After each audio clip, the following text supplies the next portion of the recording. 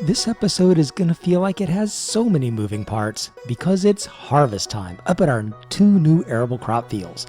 But that's just the beginning as we get a new piece of equipment that'll cut part of our time and effort on the grass fields down to 1/3 of what it was.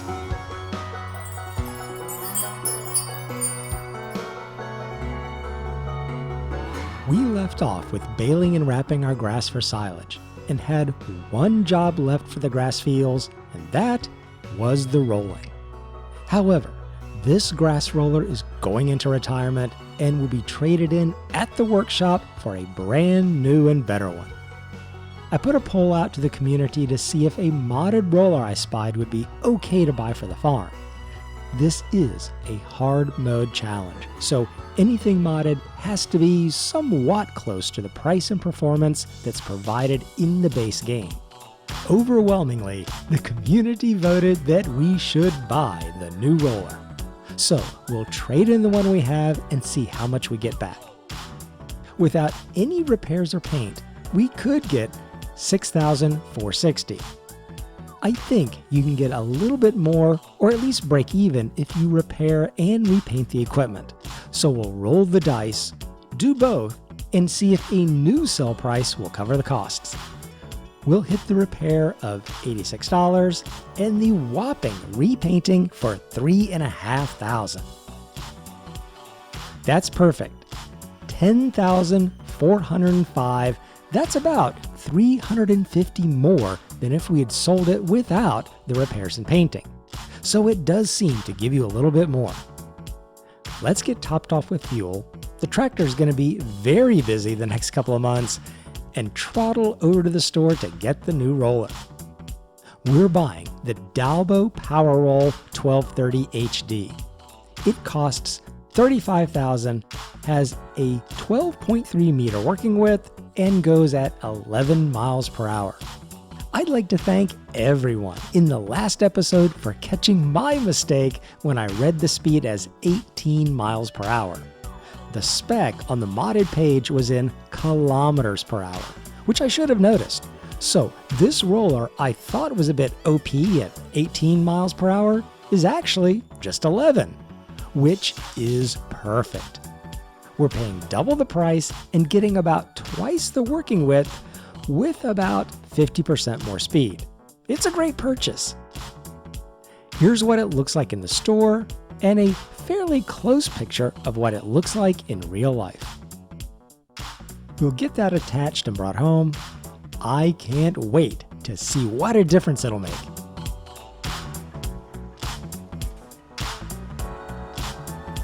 Oh yeah, it unfolds very quickly. And just look at this new working width. That's extraordinary. It's going to take a little getting used to with the width and making good turns with it, but it feels like just in doing the headland alone, we've knocked out a fair chunk of the rolling. Just look at it. I mean, we're probably only going to have to make about 4 more passes over the field to completely finish, and at an impressive speed. After the trade-in, it did set us back about $20,000, which isn't helping achieve the financial goal of $240,000 for the new oil mill. But it is helping us get more work done on the farm, which is exactly what we need now that the farm is getting so busy. Let's finish rolling our 4 grass fields. This won't take long at all.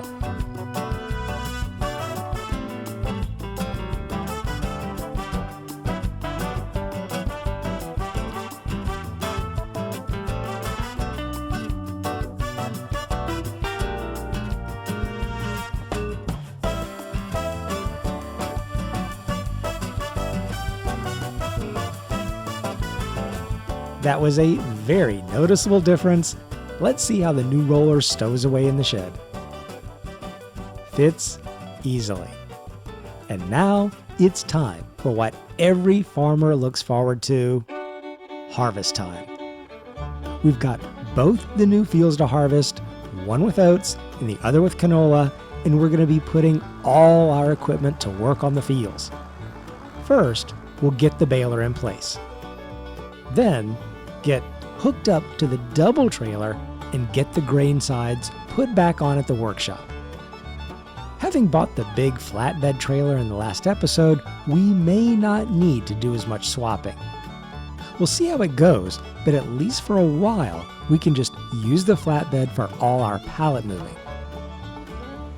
There, we're fully configured with a 16,000 liter capacity. We'll drop that off too with the tractor attached at the new fields, and finally, we'll fetch the combine. There's a nice, wide entrance that's just a tiny bit on past the gate, and we'll put the combine to work first in the canola field. Canola can't be swathed for straw, so we'll chop it and spread it on the field as mulch for a nice little yield bonus. It's not much, I think only 2.5%, but it's something, and we need all the yield we can get.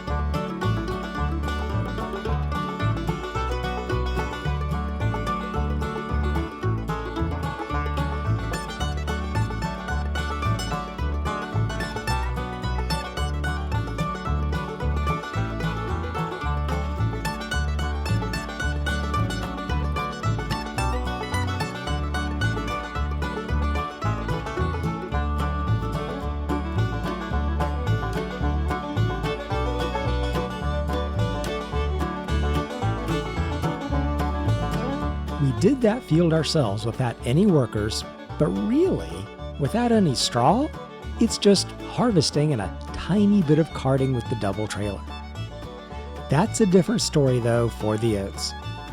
We'll set the worker off right away to keep going on the oats while we go unload the last bit of canola into the silo.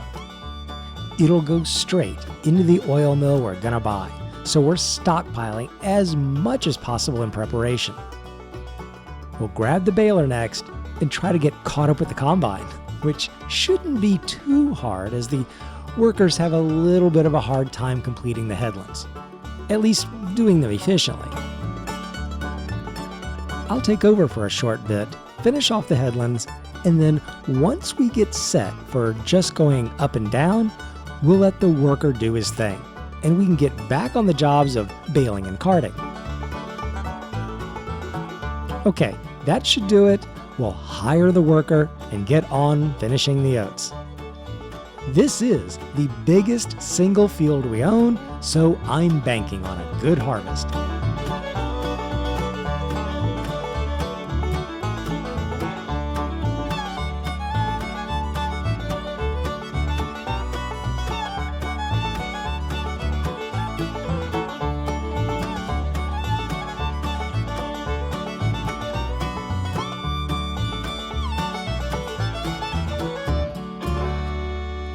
All right, we've got our first double trailer of oats, and this load, as well as the others, are going straight into the small grain mill to make flour. Oat processes surprisingly fast for a small mill and should produce almost 2 pallets a month, and will consume over 21,000 liters of oats in a year. That's a lot for a small production. So, in addition to having to work hard to keep canola flowing into the future upcoming oil mill, the grain and oat production is also going to keep us busy. But it's a good problem to have. So, let's keep after it and finish the field.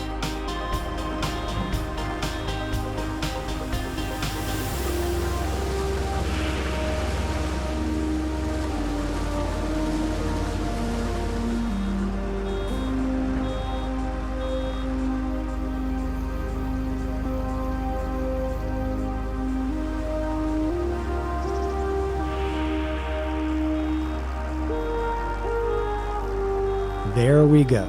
We're coming down the last stretch, and we got around 11 or 12 bales of straw. Not bad.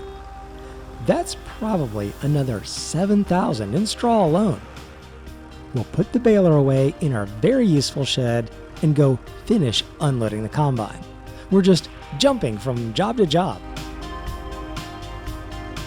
All right, we look to have taken in about 27,000 liters of oats, and we couldn't have finished at a better time for the combine, which is getting very low on diesel. we have to immediately go get fuel, drop the header off at the shed that really doesn't fit very well on the ferry, and get ourselves pulled on the transport, and watch the barge do its traverse of the river.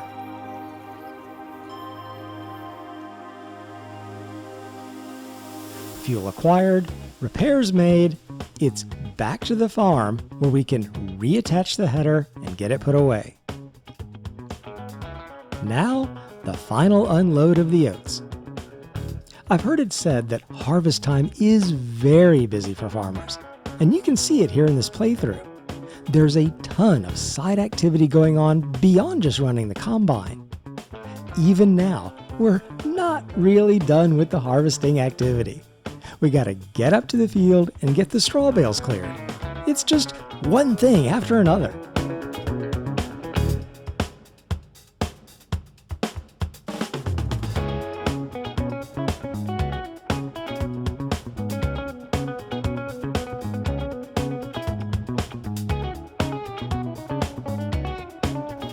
Alright, we'll drop these off at the top of the field. I have no plans for this part of the field edge, so they'll be fine here until December or January when they go to market.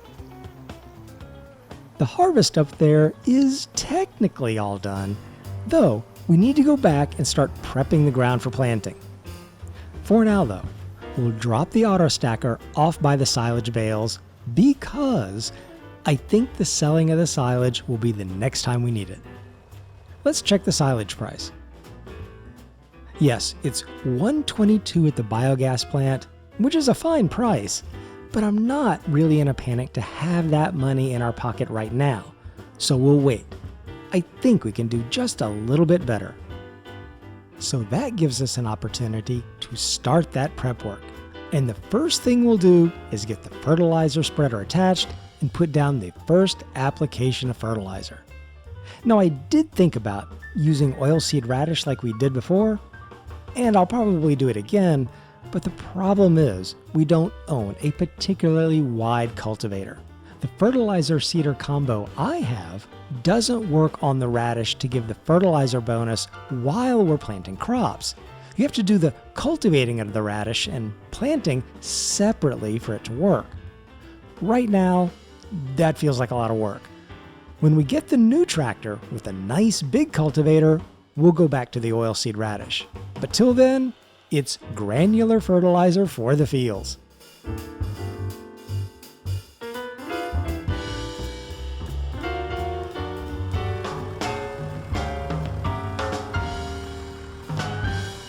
Well, we're out of fertilizer, but we have a great solution. We'll spend yet some more money, go buy more, and use our new flatbed trailer to move it back to the farm. In the next episode, we got a new roller, a new trailer, harvested oats, harvested canola. Things are looking up. See you in the next one.